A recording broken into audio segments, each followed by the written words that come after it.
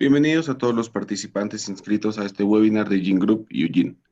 Eduardo Martínez, su servidor, les agradece su asistencia. El tema de hoy es problemáticas laborales entre empresas y empleados a causa de la crisis del COVID-19. Les comento que desde este momento y durante toda la sesión, sus audios y videos permanecerán apagados. Podrán hacer preguntas por escrito, mandándolas en el chat de este webinar que se encuentra en la parte inferior derecha, a fin de que sean contestadas al final de esta sesión. Si por el tiempo no alcanzamos a contestarlas todas, se responderán en los días siguientes vía mail. Nuestro speaker el día de hoy es Sara Morgan, maestra en Derecho por la Universidad Nacional Autónoma de México, UNAM, diplomada en materia laboral y seguridad social por el Instituto Tecnológico Autónomo de México, ITAM, columnista del periódico El Heraldo de México, articulista en las revistas IDC, Mejores Empleos, Mundo Laboral. Actualmente Procuradora de la Defensa del Trabajo de la Ciudad de México, fue presidenta de la Junta Federal de Conciliación y Arbitraje, logrando una trayectoria de 22 años.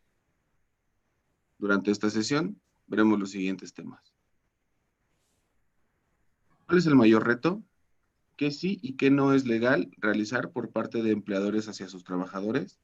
La conciliación como medio de estabilidad laboral. Las bases de la reconstrucción laboral. Muchas gracias. Los dejo con el especialista. Adelante, Sara. Muy buenos días a todos y todas. Muchísimas gracias a Gene Group. Es un honor para mí charlar de estos temas que creo que aportamos todos y cada uno de nosotros una mejora y un proyecto de cómo vamos a tener mejor al país después de esta pandemia. Quise yo empezar en cuál es el mayor reto para no retomar el problema que ya estamos viviendo, sino aportar soluciones al tema. Y creo que dentro de los mayores retos, lo que estamos percibiendo justamente ahora es que hay diferentes niveles de trabajadores. Primarios, que son aquellos cuya formación es tal que necesitan asistir a sus trabajos de forma presencial únicamente. Me estoy refiriendo a obreros, me estoy refiriendo a gente que tiene que abrir una barrotería, me estoy refiriendo a choferes de automóviles tipo taxi, Uber, me estoy refiriendo a choferes de autotransporte, que sin duda alguna no han dejado de trabajar y son los mayores afectados en cuanto a contagios en esta crisis sanitaria que hemos estado padeciendo en todo el mundo. En este sentido, creo que debemos de buscar soluciones en estos niveles y para este tipo de trabajadores las soluciones serán encontrar métodos, ya sea en empresas, para que no haya tanto contacto físico, porque el contacto presencial es necesario, es intrínseco a su trabajo. Entonces debemos emplear nuevas innovaciones tecnológicas por parte de los empleadores y una inversión importante a efecto de la protección de estas personas, así como de una mayor capacitación para que la desigualdad por desconocimiento tecnológico no se haga más grande. En ese sentido, podemos tener, y vamos a pasar a la siguiente lámina, que los FERES podemos tener una implementación de mecanismos de cobros en los que no haya contacto físico, tales como cobros mediante cajas de desinfección, cabinas de acrílicos que eviten el contacto o dispersión con el usuario o usuaria de la transmisión no solo de este virus, sino de todos aquellos que se puedan evitar mediante una aerosol aérea, que quiere decir que las gotículas nos puedan contaminar. En la siguiente lámina podemos ver el siguiente padrón de cosas que podemos hacer. Los vendedores de cadenas de restaurantes, de supermercados, de mercados públicos, de tiendas departamentales y de servicios tendrán que integrar medidas especiales de no contacto físico y de resguardo en caso de que hubiera un foco de contagio.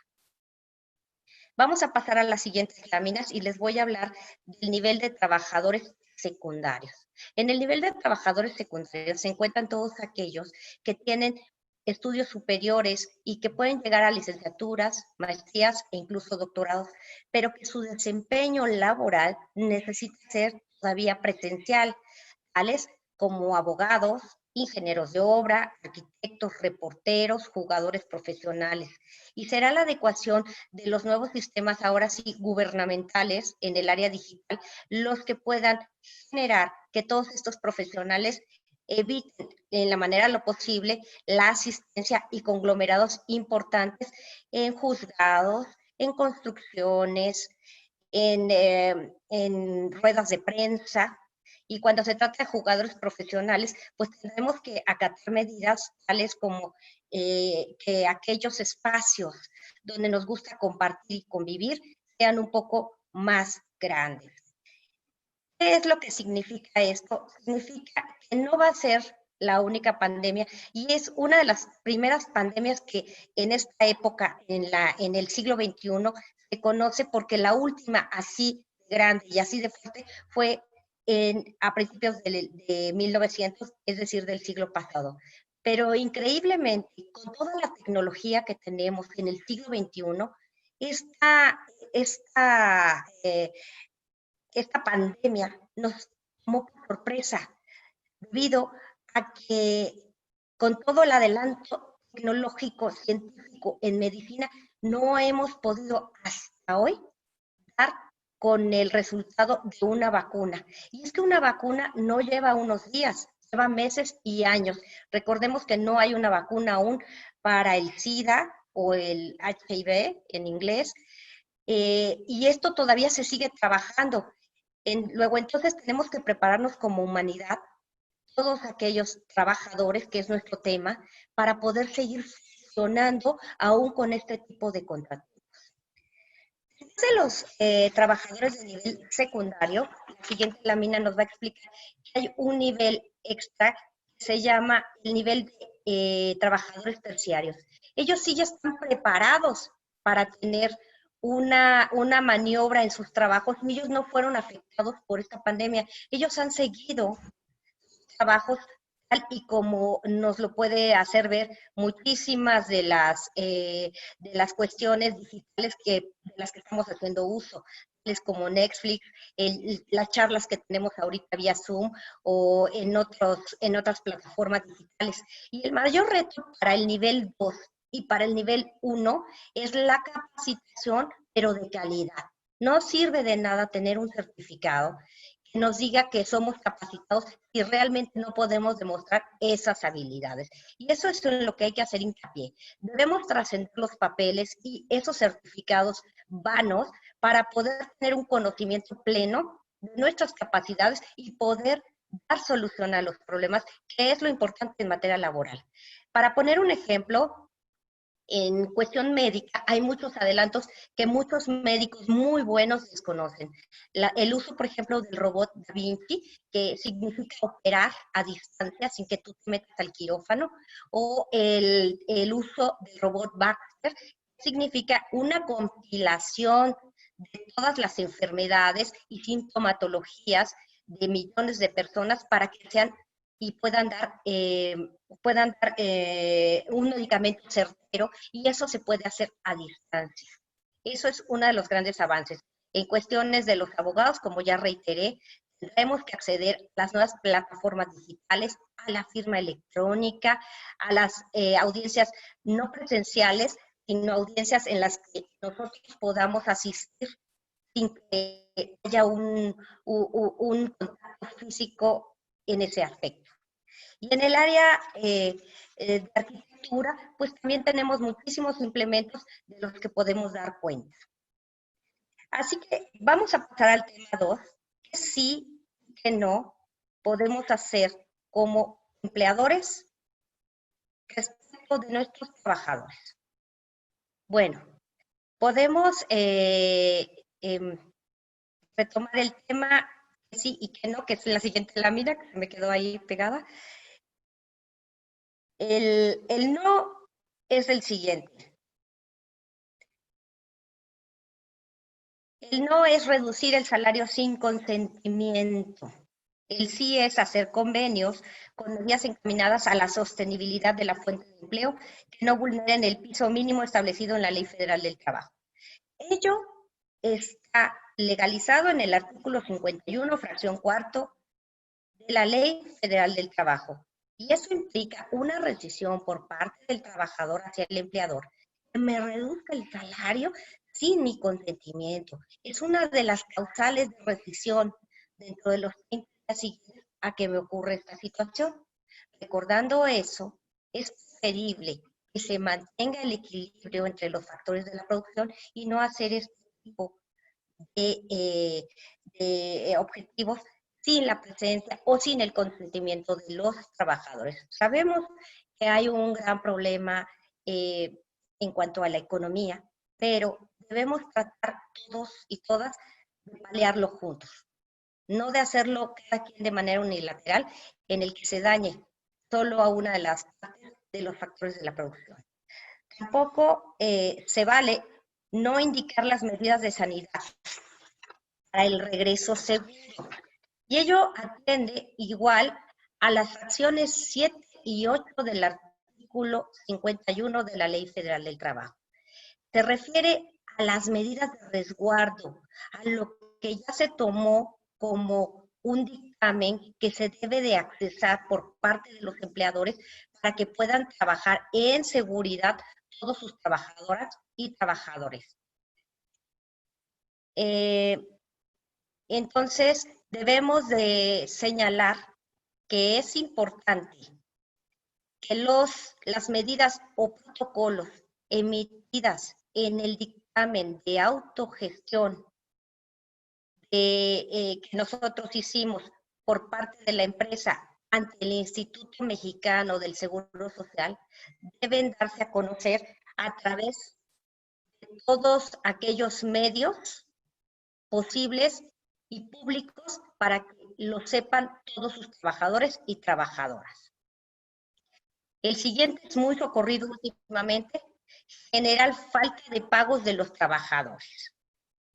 Una falta de sueldos a los trabajadores también implica una rescisión de parte del empleador, perdón, de parte del trabajador hacia el empleador. Y eso nos genera, digamos, dar por terminada la relación de trabajo por causas imputables al patrón. Dejar de pagar las cuotas ante el IMSS. Yo creo que es una de las peores situaciones a las que deben tener en proceso todos aquellos empleadores. No creo que sea justo, no creo que sea correcto que todos los empleadores den de baja a los trabajadores del IMSS, y más cuando hoy en día se requiere muchísimo esta ayuda por parte del IMSS para la ayuda médica. Tampoco se vale amenazar a los trabajadores con causales inexistentes de disolución del vínculo laboral, tales como quiebras o desaparición del negocio sin pago alguno. Nuevamente puedo decir que liquidar a los trabajadores en caso de insostenibilidad de la fuente de empleo es lo más correcto, pero no estar amenazando con que no se les va a pagar nada y que va a quebrar la empresa, porque para el quiebre de la empresa se requiere de un concurso mercantil que determina un juez de lo mercantil. Para los trabajadores y trabajadoras del hogar, creo que negar su obligación patronal es una de las cosas que no debemos hacer, y si ya no podemos sostener nuevamente la relación laboral, deberemos pagar una liquidación correspondiente en trabajos con horarios discontinuos.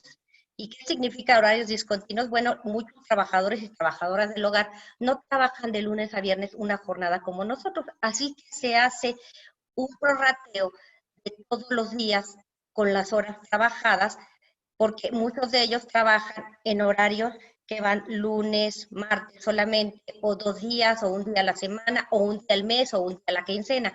Esos trabajos discontinuos se calculan de manera divergente.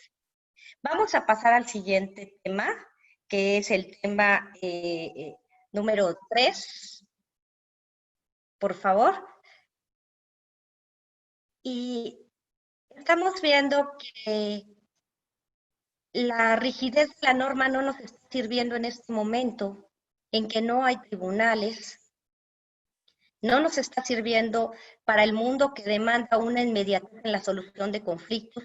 Muchas personas nos hablan diariamente a la Procuraduría y nos dicen que no pueden solucionar el problema porque están cerrados los tribunales, cosa que es cierta. Y una de las maneras para paliar todo este tipo de circunstancias y que es una realidad, es una conciliación. Recordemos que cuando un trabajador o trabajadora empezó a laborar con una empresa, nunca tuvo la necesidad de un juez delante. Lo pudieron hacer ellos mismos. Eso mismo representa la conciliación. La conciliación representa un medio por el cual nosotros podemos solventar un problema, en este caso laboral, sin que haya una emisión por parte de un juez. En ese sentido, lo que debemos hacer es tratar de platicar con ambas partes y es lo que hace la Procuraduría como un medio de estabilidad laboral. El medio de estabilidad laboral significa que ahora mismo tenemos que adaptar los sistemas y dado que no hay tribunales laborales, poder dar solución a todos aquellos conflictos que muchas veces son malentendidos y también plantear soluciones de cómo poder mantener la fuente de empleo. ¿De acuerdo?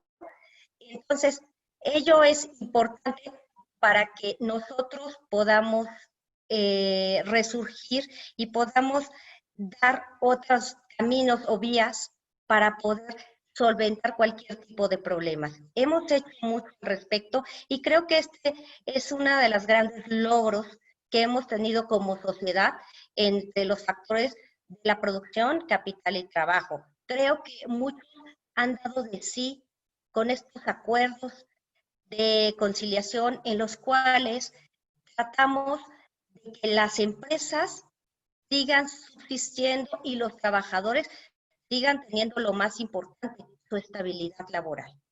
Lo más reiterado en estas situaciones ha sido la cooperación entre trabajadores y patrones.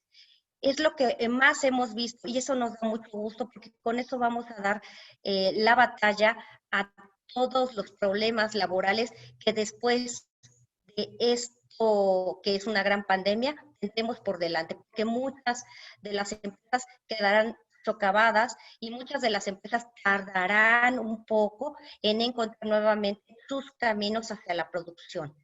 Pero lo que sí debemos mirar hacia adelante es que cooperando, tanto trabajadores como empresas van a lograr muchísimo más si estamos en conflicto todos.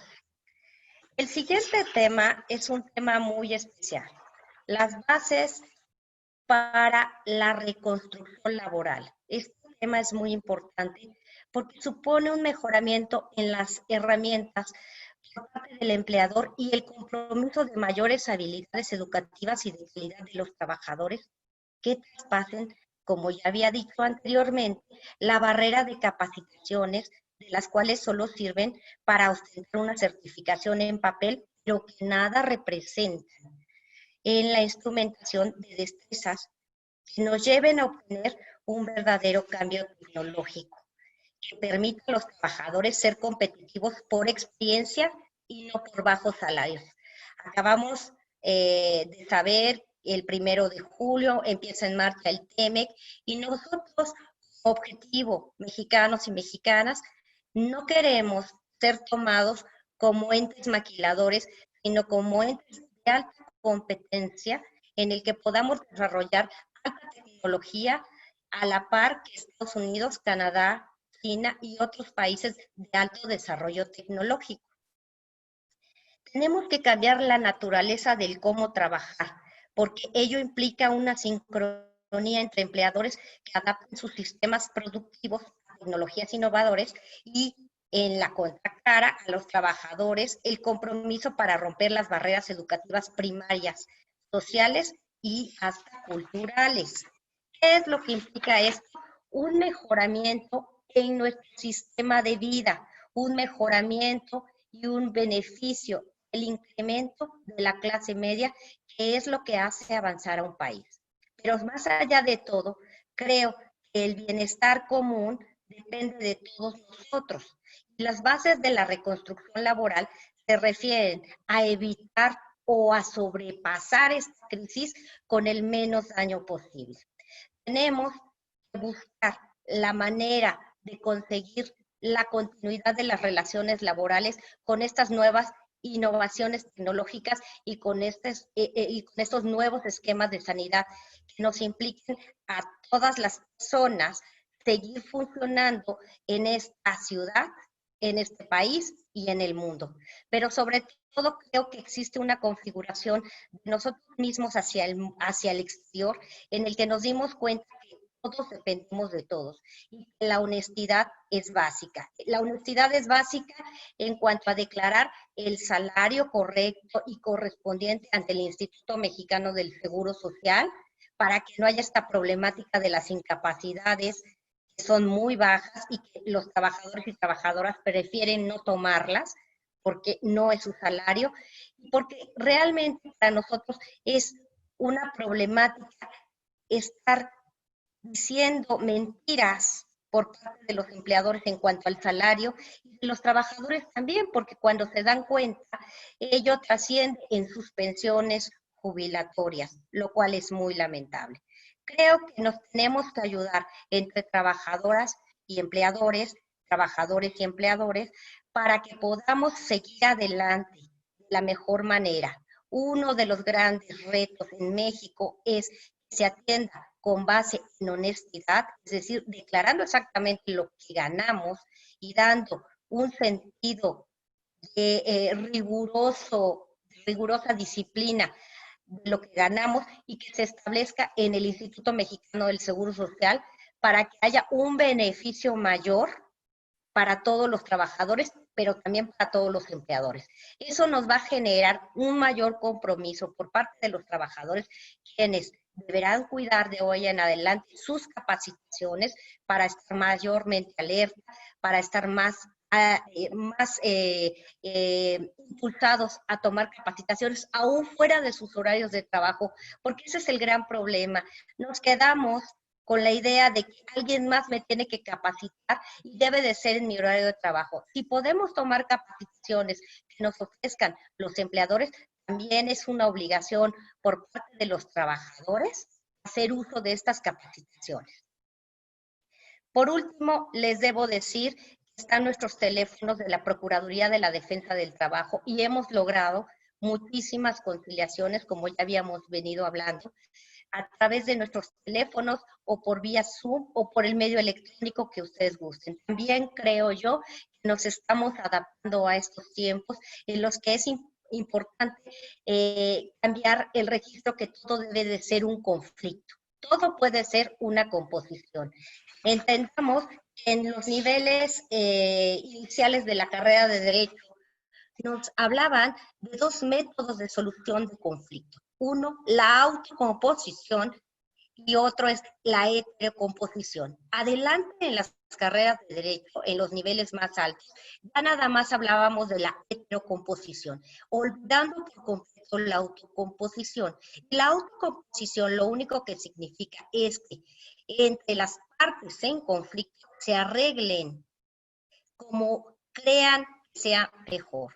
En materia laboral, esto se llama conciliación sin vulnerar los pisos mínimos de la Ley Federal del Trabajo. Estos pisos mínimos establecen lo que yo no puedo acordar, es decir, no puedo acordar abajo del salario mínimo, no puedo acordar renunciar a derechos como el aguinaldo, no puedo renunciar a derechos como mi indemnización por 12 días por año si ya laboré más de 15 años seguidos, y este tipo de circunstancias. Pero podemos convenir, por ejemplo, las condiciones de trabajo mientras estamos en este problema de crisis. Un ejemplo de ello son los restaurantes. Los restaurantes son los que más han luchado por abrir y están abriendo con un 30% de aforo, lo que no significa que lo tengan inmediatamente. Han ido creciendo y escalando poco a poco, y hoy es el primer día de apertura, o ayer fue el primer día de apertura, en cuyo caso tuvieron muy poca gente, pero con horarios escalonados, con horarios que permitan a los trabajadores llegar un poco más tarde de lo que cotidianamente se les citaba, como lo hacen ahora los bancos también, que están abriendo a las 10 de la mañana y cerrando más temprano. Podemos evitar un gran congestionamiento de autos y muchas personas en el transporte público, porque muchas de estas personas vienen del Estado de México y de ciudades que le llaman dormitorio y que viajan hasta 3 o 4 horas.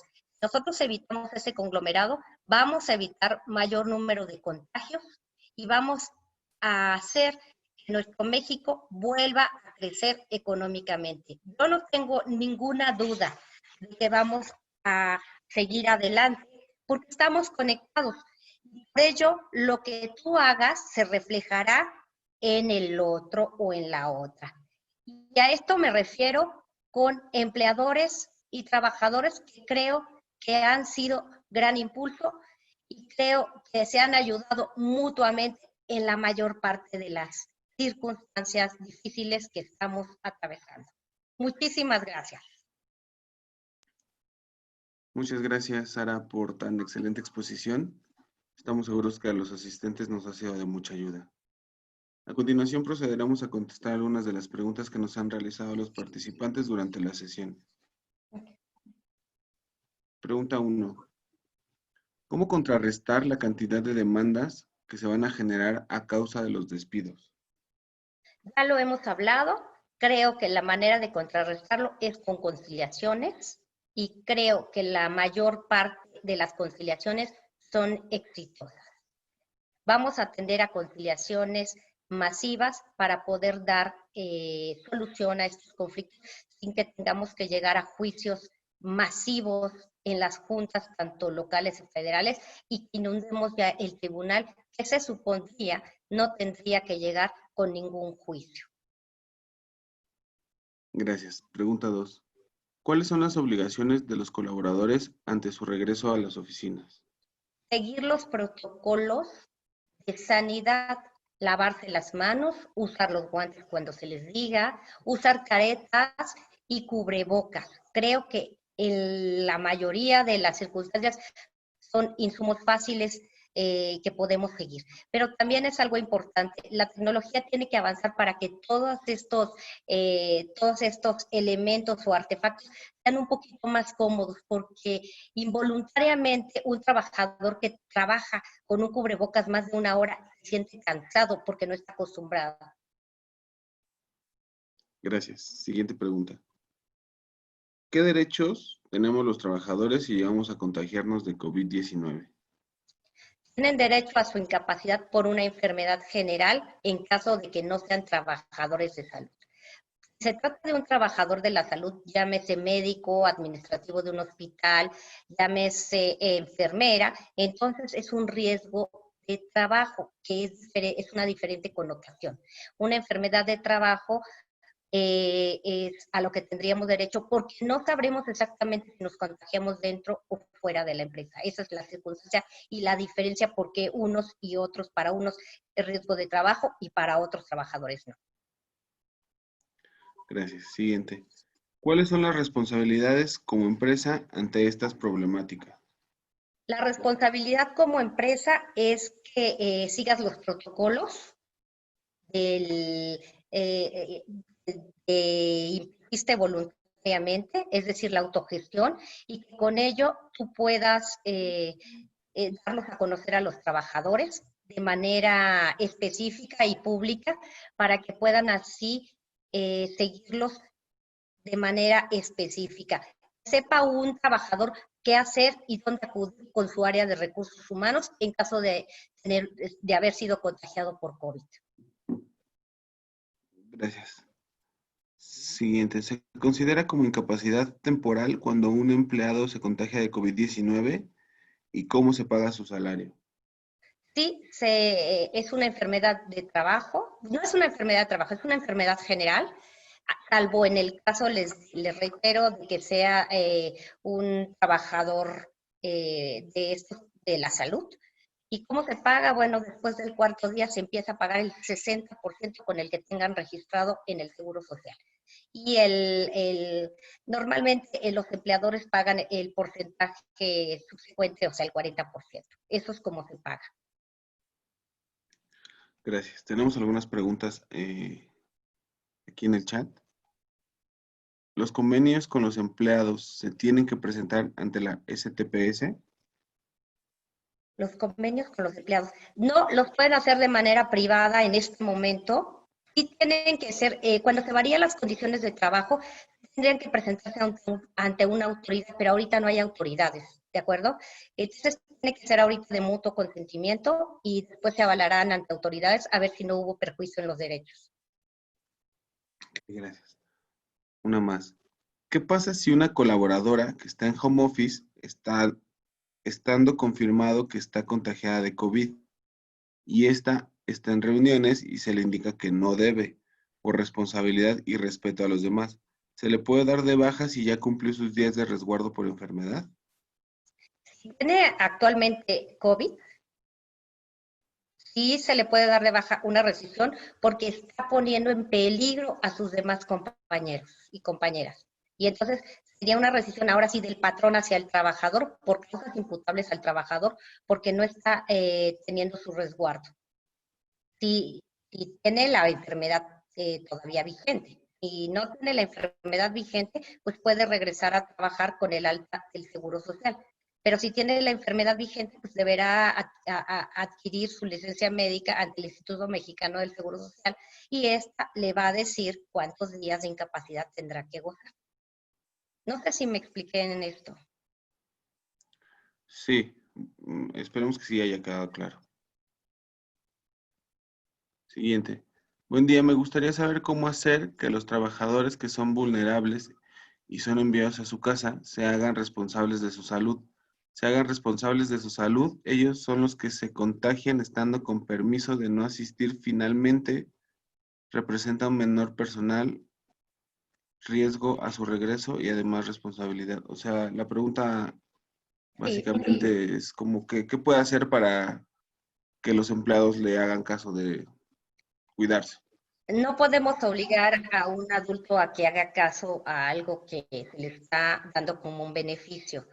Yo ahí lo que haría es una cuestión de productividad, es decir, puede haber home office en este caso y establecer medios de producción, establecer eh, ciertos cumplimientos de tareas que debe de hacer. De esa manera, pues estará cumpliendo y ya no es responsabilidad del empleador, pues si se cuida o no se cuida. El empleador está cumpliendo desde el momento en que le da la oportunidad de estar en casa. Si regresa y tiene la infección o si la adquirió en el trayecto, etcétera, eso no lo podemos saber. Si yo tuvo una fiesta y no, eso no lo puedo yo evitar. Lo que sí puedo hacer es diseñar protocolos de producción en los que se le requiera al trabajador cubrir toda su producción. Gracias. La siguiente, ¿qué debemos hacer si el trabajador es el que solicita no asistir al centro de trabajo porque quiere permanecer resguardado? ¿Es válida su petición? Si es una persona vulnerable, podría ser válida, es válida, pero si no es una persona vulnerable y pudiera hacer su trabajo desde home office, podrían tener nuevamente eh, una medida de producción que probablemente se valoraría por parte de la empresa, pero unilateralmente no pueden modificar ni empleadores ni trabajadores sus condiciones laborales. No unilateralmente, tienen que ponerse de acuerdo. Gracias. La siguiente, si tengo que quedar en la, si tengo que dar en quiebra la empresa mediante un concurso mercantil para que el juez de lo mercantil lo determine, ¿qué pasa si no hay juzgados todavía? Pues tendremos que esperar a que haya juzgados y en ese caso, si ya no podemos pagarle a los trabajadores y trabajadoras, tratar de liquidarlos. Y pueden hacer convenios en los cuales la liquidación pueda ser posterior al concurso mercantil. Eso sí lo podemos hacer. Ok, gracias. Y por último, ¿cuáles son los lineamientos que podemos seguir en cuestión de que nuestro colaborador nos entable una demanda? Los lineamientos, las defensas jurídicas, no sé a qué se refiere la pregunta. En caso de que haya una demanda laboral, que tampoco ahorita hay juzgados, pero lo que sí estamos formulando son demandas, es tratar de hacer las mayores conciliaciones posibles para que esto no incida también en la economía de la empresa ni en su productividad. Ok, muchas gracias. Tenemos una última. Entiendo que no se disminuir el sueldo ante el IMSS, que no se debe disminuir el sueldo ante el IMSS, pero ¿qué pasa si tu flujo de efectivo ya no te permite seguir pagando cuotas? ¿Puedo por lo menos disminuir una parte proporcional sin desproteger a los trabajadores? Tendrá que convenirlo con los trabajadores, porque vuelvo a lo mismo, no es una cuestión unilateral, es una cuestión en los que ambas partes se ponen de acuerdo para que la fuente de empleo pueda seguir adelante, porque finalmente es lo que más nos importa, la fuente de empleo. Pero pudiera platicarlo con los trabajadores y trabajadoras. Creo que explicando el problema y explorando esta circunstancia pueden llegar a grandes acuerdos. Muchísimas gracias, Sara, por tus respuestas. Con esto estamos concluyendo el webinar. Queremos agradecerles a todos su asistencia, su interés en este tema. Estaremos en comunicación con ustedes los próximos días a fin de contestarles cada una de sus preguntas vía mail, además de compartirles la presentación que utilizamos durante esta sesión. Al finalizar esta sesión online, en la pantalla les aparecerá una breve encuesta para calificar la experiencia del webinar. Les pedimos nos ayuden a contestarla. Para nosotros es muy importante su opinión. Les llevará por lo mucho 2 minutos contestarla. Nuevamente, muchas gracias. Gin Group y Lao Gin les desea un buen día. Muchísimas gracias.